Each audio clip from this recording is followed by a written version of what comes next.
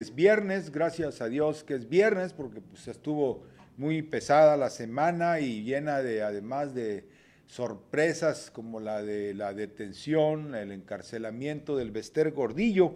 Por lo mismo, por ser viernes, vamos a tratar de reflexionar, vamos a tratar de darle orden a lo que ocurrió, porque bueno, pues es muy importante que sepamos, ya lo decíamos ayer y hoy se corrobora, que el golpe en contra del Bester Gordillo, el llamado El Vaso, en realidad es como un machetazo para quitar obstáculos a las reformas estructurales. Parece que el gobierno de Peña Nieto se quiere ir rapidito en esto de las reformas y pues está asustando con lo que hizo el Bester Gordillo. Eso es lo que dice no un servidor, sino es lo que dice el New York Times, es lo que dice el Wall Street Journal, The Economist, los principales analistas aquí dentro del país. Y mire, esto nos va a llevar obviamente a una reflexión importante que tenemos que hacer los mexicanos, y es que en realidad fácilmente nos vamos con la finta. Mucha gente creyó, al menos el primer día, quizá el segundo día,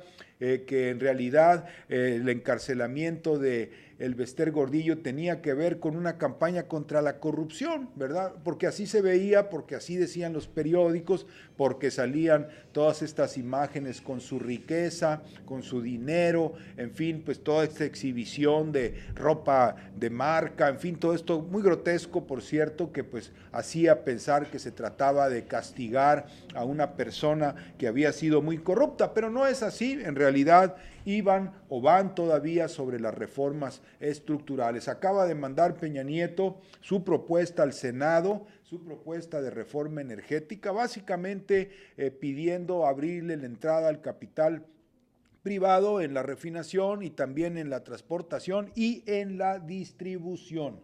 O sea que también, fíjese usted, las gasolineras pasarían a ser extranjeras porque pues no hay gasolineros en México que le puedan competir a Texaco o alguna de esas compañías.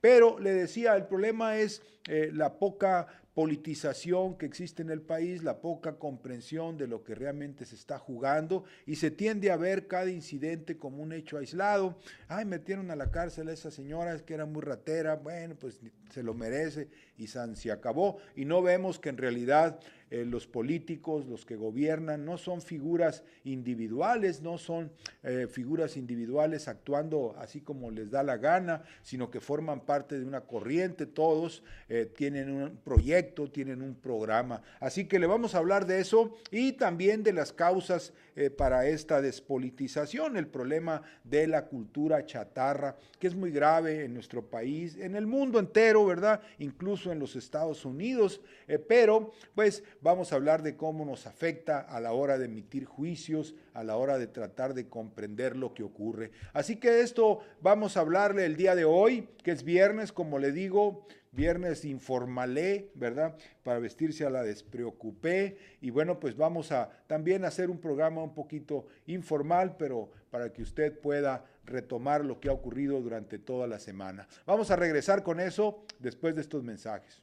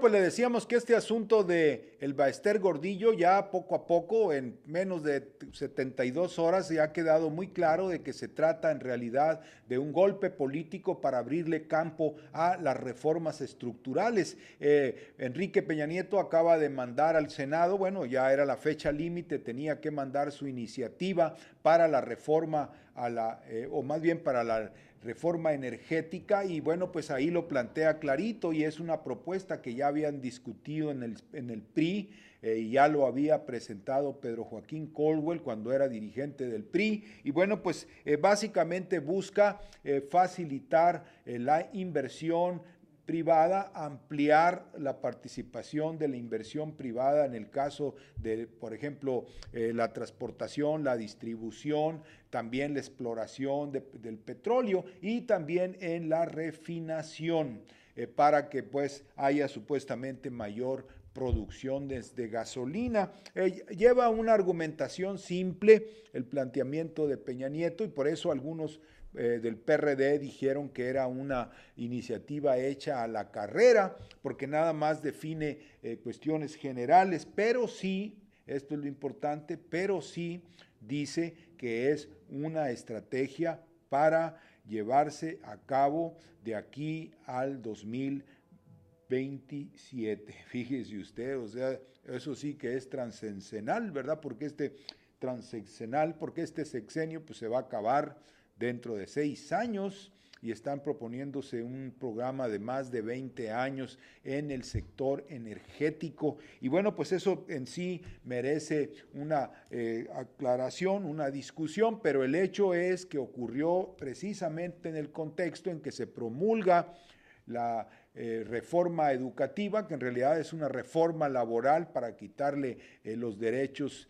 históricos al sindicato de la educación, al sindicato de los maestros, y al mismo tiempo, casi en menos de 48 horas, se presenta esta iniciativa privatizadora allá en el Senado. Así que pues ya nadie tiene dudas, ¿verdad? Lo que pasa es que hay gente que le cuesta trabajo conectar, porque, por ejemplo, Salvador García Soto, este periodista del diario 24 Horas, aclara a mucha gente que piensa que el golpe contra el Baester Gordillo iba a ser únicamente en contra de los líderes sindicales. Todo el mundo estaba hablando de Carlos Romero de Champs, al que ya le tienen un sustituto que incluso ya fue electo, se apellida Hernández, es acá de Poza Rica, no tiene nada que ver con la quina, pero fue electo el año pasado en una asamblea donde asistieron la mayor parte de las delegaciones. Si esto es así, querría decir que en el caso del sindicato petrolero, la posible caída, remoción, destitución o derrocamiento de Shams, ¿verdad? Pues sería de la forma pacífica, de que se le da la toma de nota al adversario, ¿verdad? Y ya se le reconoce como el líder del sindicato petrolero, y a Romero de Champs no, y ya, ¿verdad? Sin necesidad de llevarlo al tanque ni llevarlo allá, y confiscarle propiedades y todo eso, pero bueno, pero no es únicamente en contra de los líderes sindicales. Le decía, Salvador García Soto sostiene que el mensaje del Albazo es contra todos los que se opongan a todas las reformas, incluyendo la energética, los que se opongan a la reforma en las telecomunicaciones, los que se opongan a la reforma fiscal, los que se opongan a la reforma energética. Para todos es el mensaje, dice Salvador García Soto, y en eso coinciden. Ya le había dicho yo del Wall Street Journal, ya le había dicho yo lo que piensa El País, este periódico que es además vocero de los intereses de las petroleras españolas. Bueno, ni petroleras son, ¿verdad? Las energéticas, como les dicen, y los bancos que están diciendo pues lo mismo, ¿verdad? Que vienen tiempos nuevos, que las reformas van a avanzar, pero el New York Times, en esta ocasión que lo tenemos aquí en nuestra imagen número 2, el New York Times sostiene que este Albazo fue una demostración muy clara, muy fuerte y clara señal, además de demostración, una fuerte y clara señal de que el gobierno no va a tolerar a los sindicatos que intenten oponerse a su programa de reformas. ¿Verdad? Esto es el mensaje y coincide con Salvador García Soto y coincide con The Economist, que también dice que se trata de quitar los obstáculos al programa de reformas del gobierno. Fíjese nada más, New York Times, The Economist, que no vaya usted a creer que son periodistas así independientes en busca de la verdad, ¿verdad? En realidad son voceros de intereses, pues, financieros fundamentalmente, son los que están aplaudiendo lo que le hicieron a Elbester Gordillo. Qué ironía, ¿verdad? Una mujer que tanto les ha servido y bueno, pues ahorita la empinan, ¿verdad? Pero a lo que queremos llegar es que ya a estas alturas es muy claro que de lo que se trata es de pues una medida de fuerza para pues amedrentar a todo aquel que se quisiera oponer a las reformas estructurales. Claro, está también el caso de la oposición fuera del sistema, que es la que representa Andrés Manuel López Obrador, que sería el que también se quiere o se va a oponer y se ha venido oponiendo a todas las reformas estructurales, no solamente a la energética. Vamos a ver ahí qué haría también el PRD, que en este momento está de aliado de Peña Nieto en el Pacto por México. ¿Qué pasaría entonces con qué fuerzas se tendría que enfrentar López Obrador en el caso de que empiecen las movilizaciones, como ya fue mandada la iniciativa de Enrique Peña Nieto al Senado? Bueno, pues López Obrador puede ya iniciar sus movilizaciones en contra de la reforma de Pemex, la reforma privatizadora, como le llama él. Así que, pues todo esto está involucrado, ¿verdad? Y no el simple ataque a la corrupción, como se decía a principio y a simple vista, ¿verdad? Ni tampoco es un ataque nada más al Elbester Gordillo porque quería impedir la reforma educativa. Esa ya se aprobó. Y como le decía, es más bien una reforma laboral. Así que ahora vamos a ir a este problema de la poca comprensión de lo que ocurre en el ambiente político, un proceso de despolitización que nos lleva a ver a los personajes de la política, a los personajes del gobierno como entes individuales y no como parte de una corriente con una concepción, con una dirección desde la cual gobierna y desde la cual actúa. Vamos a regresar con eso después de estos mensajes.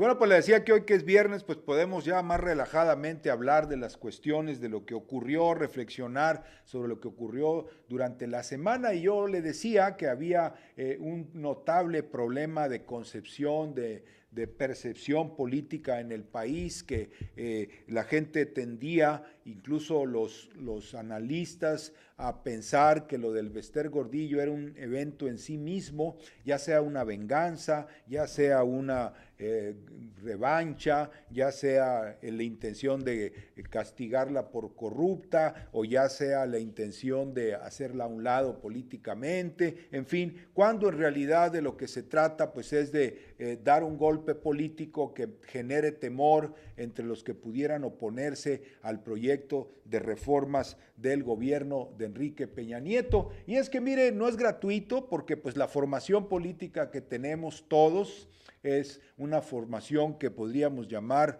empirista. Nos dedicamos a ver qué aparece en los periódicos y luego decimos, eso que aparece en los periódicos es igual a la verdad, eso que aparece en los periódicos es igual a la realidad, y nos vamos acostumbrando a que lo que nos ponen en la televisión, que porque nos ponen una foto, que porque nos ponen un incidente, ya eso es la realidad en sí misma, y la realidad pues no es así. La realidad es más compleja y no se puede percibir solamente por los sentidos, solamente por lo que vemos. Usted sabe, usted ve la imagen de un político, ¿verdad? Y usted no sabe qué está pensando, ni sabe en qué jugada anda.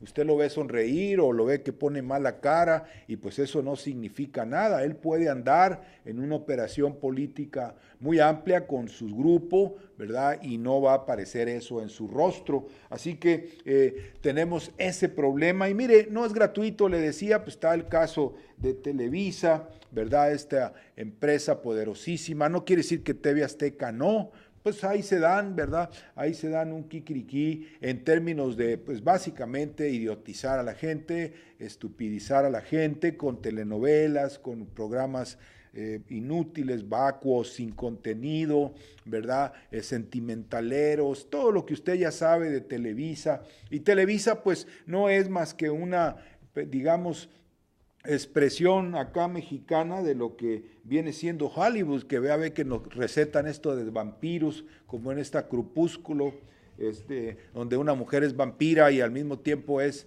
amante de otro vampiro, y luego del hombre lobo. Hágame el favor, usted ha de haber visto lo del hombre lobo. Es francamente ridículo todo eso.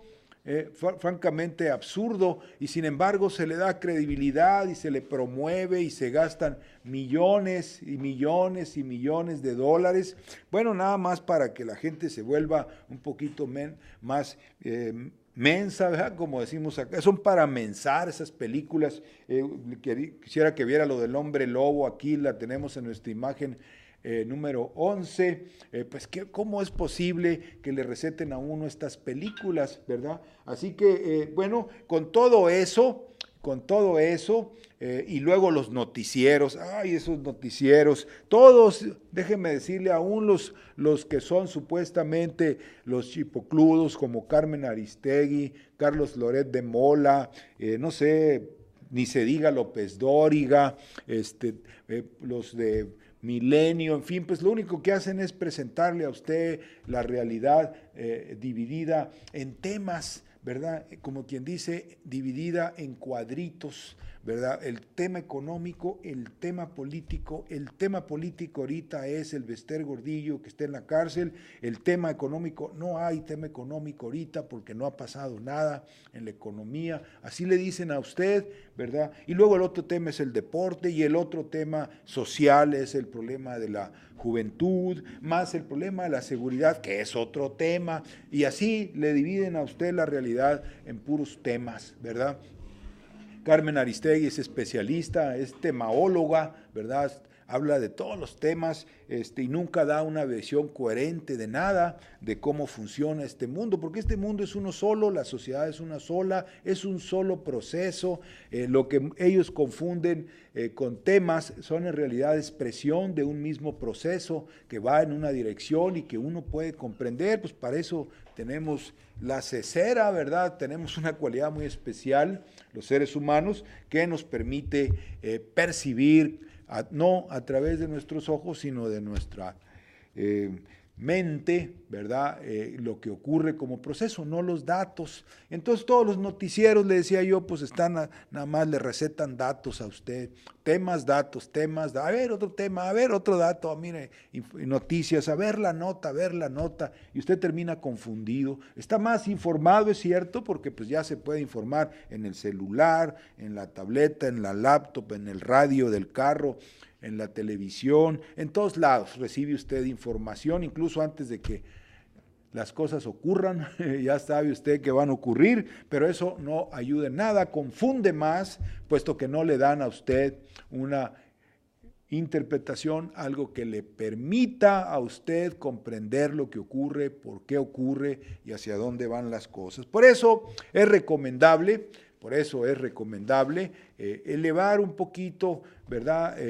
La mirada, no leerse ya tanto de los noticieros, los chismes, y meterse un poco más a comprender la historia, ¿verdad? A comprender los procesos como son, como procesos, y para eso es muy bueno, además insustituible la lectura de los clásicos. Le vamos a hablar de eso ahorita que regresemos, pero pues hay que tomar en cuenta, como le digo, que este asunto de Elbester Gordillo nos puso a prueba a todos los mexicanos porque nos fuimos con la finta, bueno, ya nos andábamos yendo con la finta. Vimos el hecho como un hecho en sí y pues eso ya afortunadamente la verdad se reveló y el asunto son las reformas estructurales. Vamos a regresar con esto después de unos mensajes.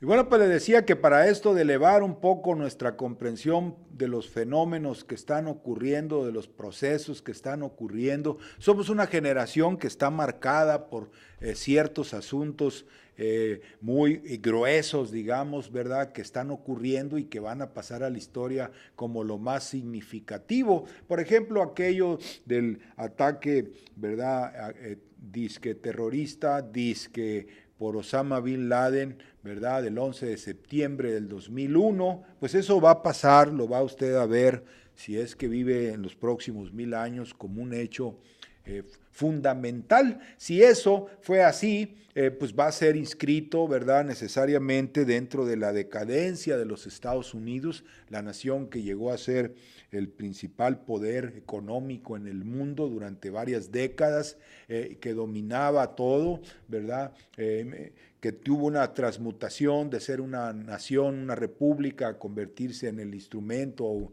de una política imperial. Bueno, así se va a ver, ¿verdad? Y luego se va a ver ya la propia caída económica de los Estados Unidos. Igualmente Europa en estos años, como usted sabe, desde el 2007, 2008, empezó a derrumbarse, ahorita ya es un hecho, la gente pues está sin empleo, sin servicios médicos, en la desesperación, hay 260 intentos de suicidio diarios en España, así que todos esos fenómenos, usted dirá, dentro de 1000 años o de 200 años o de 300 años que la gente los identifique, los historiadores, quién sabe cómo vayan a hacer las cosas, ¿verdad?, para entonces, pero el caso es que van a decir, todo eso ocurrió, así que nosotros somos la generación que está presenciando todo eso en este momento, y pues nosotros necesitamos mejores instrumentos para entenderle, porque la pura noticia,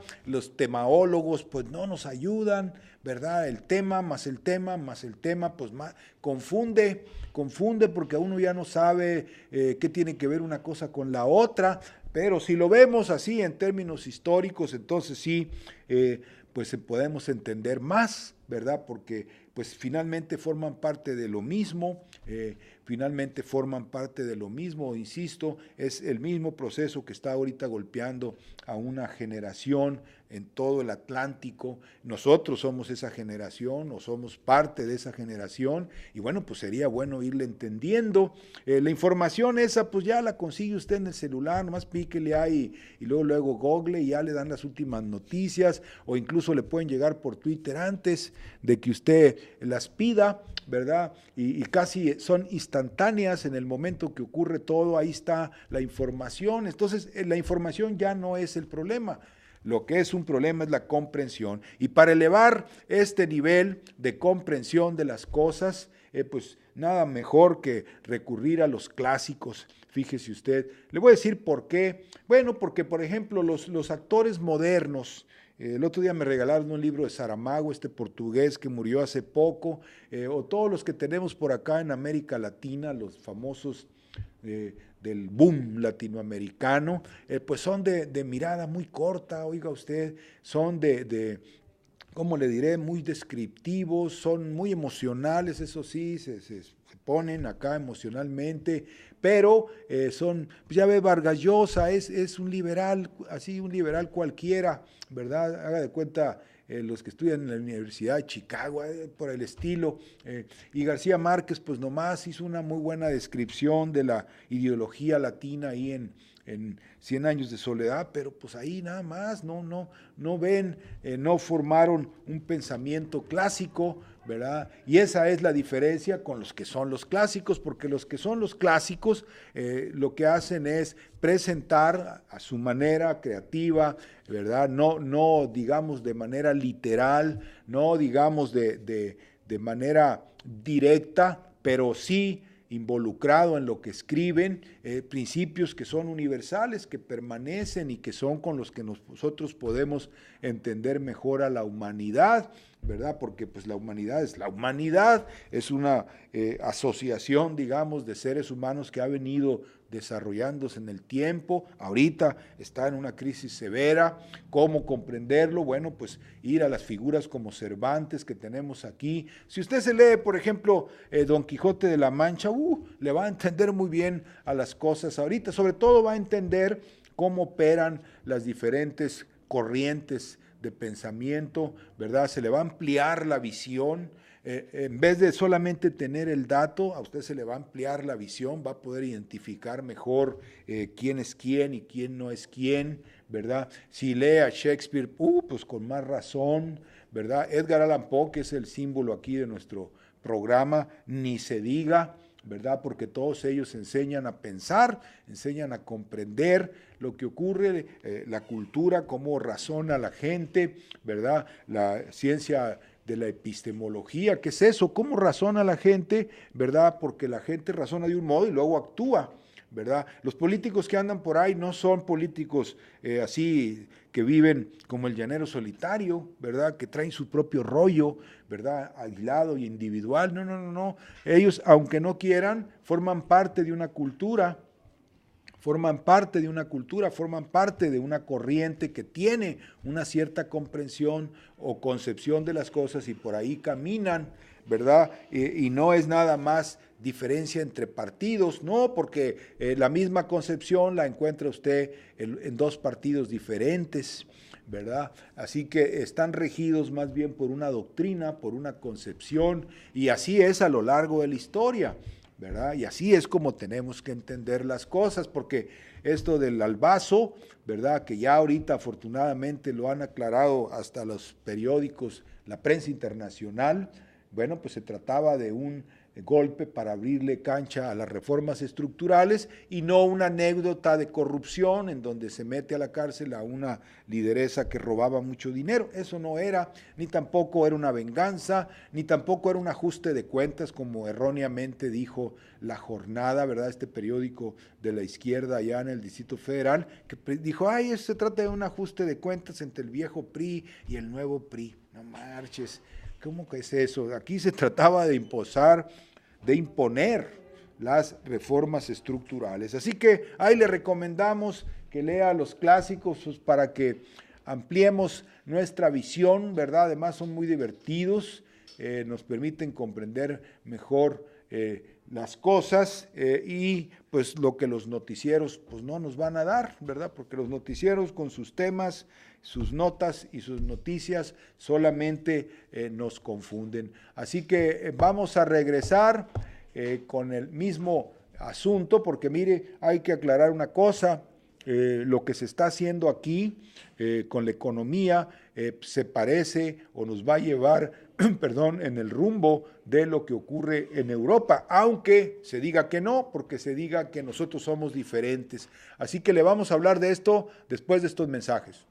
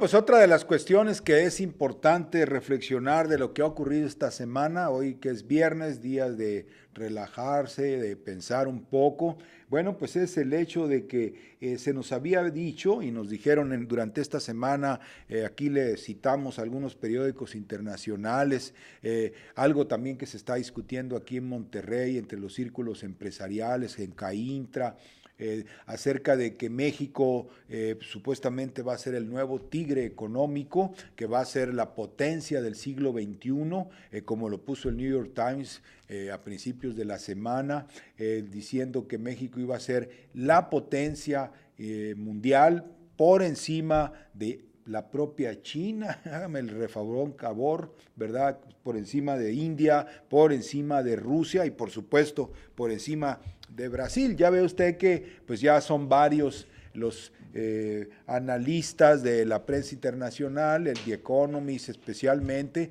que están diciendo que Brasil ya se desinfló y que ahora viene el tiempo de México y que México es un feliz caso exitoso de crecimiento, que pues tiene todas las condiciones para avanzar y sobre todo han venido elogiando pues la presencia del gobierno de Peña Nieto, el regreso del PRI. Ya sabe usted, siempre le subrayan ahí que, pues, que es un partido que siempre representó la corrupción, etcétera, que represor, que autoritario, que esto, que lo otro, pero dicen The Economist, dice New York Times, dice Wall Street Journal, dice El País o el ABC de España, pero van a poder sacar adelante las reformas estructurales.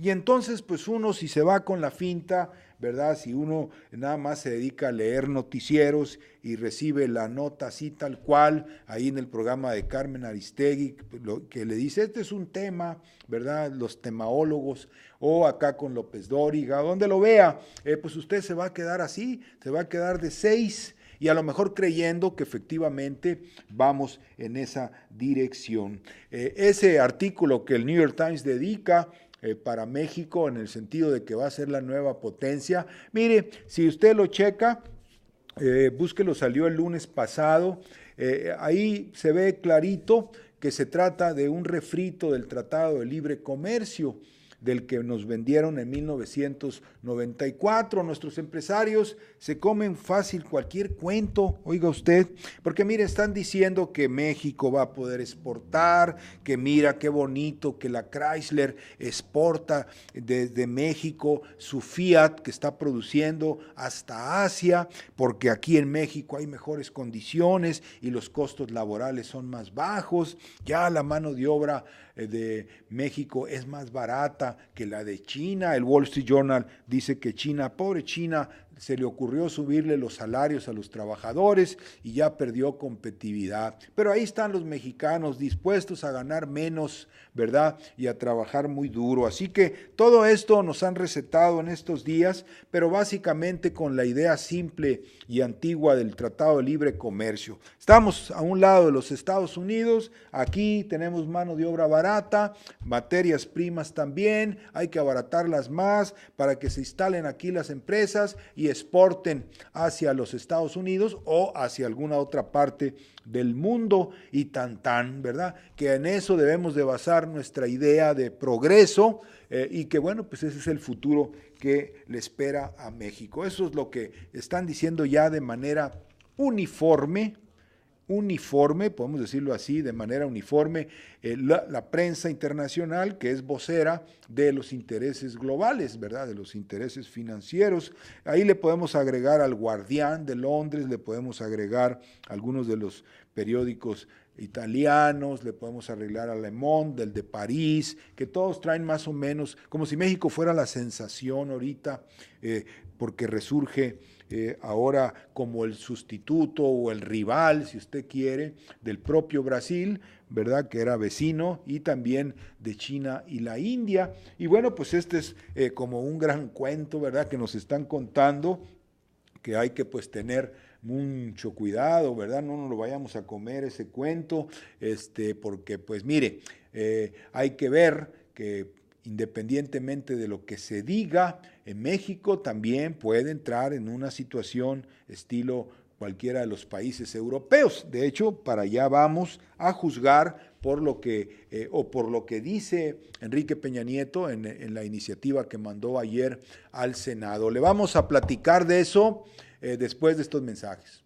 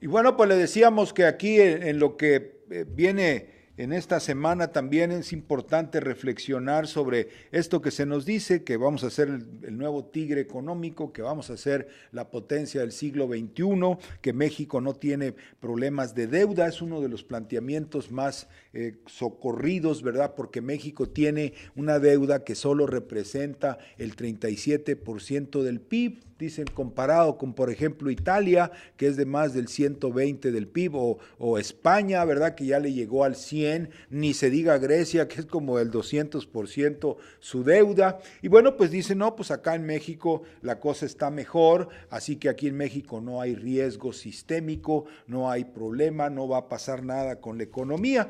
Y uno puede aceptarlo, ¿verdad?, porque pues así salen los periódicos. México tiene tanto de reservas, tiene muy baja inflación, ¿verdad? Porque pues ya sabe cómo es el INEGI, acomoda la inflación, baja el tomate y luego lo equilibra con todo lo demás que subió y pues la inflación viene quedando en cero. Así que, pero sin embargo, pues eso es lo que se nos dice y uno pues, puede decir, órale, ya vamos a hacer la potencia, más o menos la misma ilusión que se creó en 1993, 92, 93, cuando se nos decía que ya venía el Tratado de Libre Comercio y que íbamos a hacer una potencia potencia, que íbamos a entrar al primer mundo. ¿Usted recuerda eso? Bueno, pues igual nos están diciendo ahora, pero basados en esta premisa de que las finanzas del país están sanas. Fíjese usted, bueno, pues puede ser, ¿verdad?, que no haya una situación de incumplimiento, pero de pago de la deuda, digamos, que México sí cumpla, no como España y los demás, Italia, que se están quedando sin poder pagar, o como le pasó el día de hoy a los Estados Unidos, que entraron en el precipicio fiscal, que le llaman ellos, que pues es una forma elegante de decir, estoy en quiebra, ¿verdad? Tengo que reducir el gasto porque ya no me puedo sostener.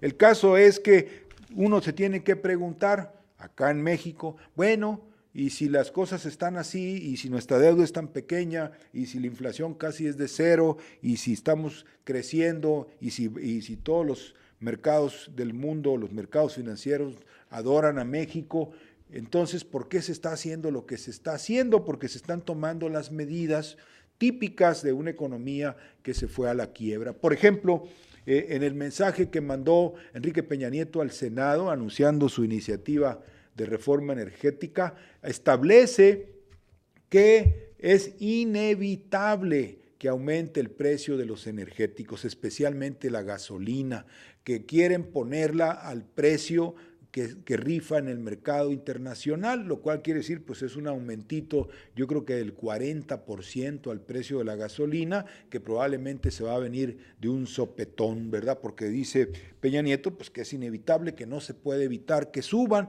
y bueno, y aparte de que vemos que se sube el precio de los energéticos o que se va a subir, bueno, ya se está subiendo mensualmente más que como subía antes, aparte de eso, pues se implementó una reforma laboral que es una copia de las reformas que se están imponiendo en Francia, que se están imponiendo en España, que se están imponiendo en Italia, en Inglaterra, que le quitan el contrato colectivo a la gente, que le dan contratos de un ratito, de tiempo indefinido le llaman, ¿verdad? Como pago por evento, como dicen, ¿verdad? Entonces, todo eso se está igualmente implementando cuando se supone que nuestra economía está sana. Entonces, ¿para qué se toman esas medidas? ¿Para qué se toman ahora la energética, que también se está implementando allá en aquellos países, si es que tienen ellos petróleo, pero si no tienen petróleo, los están haciendo privatizar el sector del Estado? Ya le hemos platicado que en Grecia hasta las islas, fíjese usted, las islas se están privatizando, eran propiedad de la nación y las están vendiendo, y bueno, pues ya sabrá usted, los especuladores juntan lana y dicen, vámonos a Grecia a comprar las islas que están baratonas ahorita, y así es como está ocurriendo. Entonces aquí en México se implementan las mismas medidas que se implementan en cualquier país europeo, pero nos dicen que nosotros no tenemos crisis. Bueno, porque la crisis nuestra es de otro color, de otra forma. Esta se expresa, por ejemplo, en la terrible descomposición social del país. Ahí está la gente que trabaja en el mercado informal, que tenemos aquí en una de nuestras imágenes, que son ya la mayoría casi de la fuerza de trabajo en el país, gente que sobrevive, ¿verdad? Se la pela, como dicen acá, para sobrevivir todos los días vendiendo algo en la calle, ¿verdad? Y bueno, pues son 29 millones, fíjese usted, cuando la población económicamente activa son 44 millones, así que ya anda cerca del 70% la gente que anda así, y todo esto se ha acumulado en los últimos 20 años de cero crecimiento de la economía. Está también como resultado de esto la descomposición, la delincuencia, ¿verdad? Los personajes como la Barbie, pues que surgen de ese fermento de pobreza, bueno, aunque este hombre era clase mediero de Laredo, ¿verdad? Pero bueno, las bandas de delincuentes se nutren de los muchachos sin esperanza, sin futuro. Entonces, pues sí, no se contrató esto, no se contrató lo otro, ¿verdad? Se puede decir que se mantuvo el equilibrio financiero, pero a costa de sacrificar el crecimiento. Porque así es, o te endeudas, el sistema financiero te entracala y luego te cobra en base a sacrificios, y si tú dices, no me voy a endeudar, entonces te tienes que imponer los sacrificios. Y eso es el camino que se escogió en México después de Miguel de la Madrid. Como dice Luis Videgaray, México sí aprendió de la crisis, se resignó a no crecer, a no progresar, a no prosperar y estar sometido nada más a la disciplina financiera. Así que, bueno, ahí la vamos a dejar, son temas para reflexionar, es viernes informal, así que pues lo esperamos el lunes, ahora sí, con ya toda la información necesaria pues para saber qué es lo que ocurre más o menos y hacia dónde van las cosas. Nos despedimos para reiterarle nuestra invitación para el próximo lunes.